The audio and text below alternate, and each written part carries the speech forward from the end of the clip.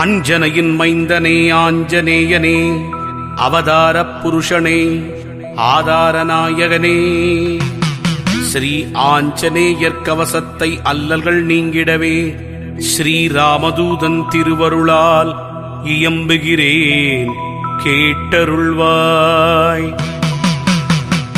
செல்வமாருதியே, சீர் சிறப்பு அருளிடுவாய், சிரம் தாழ்த்தி துதித்தேன், சிரஞ்சீவியே அருள்வாய்.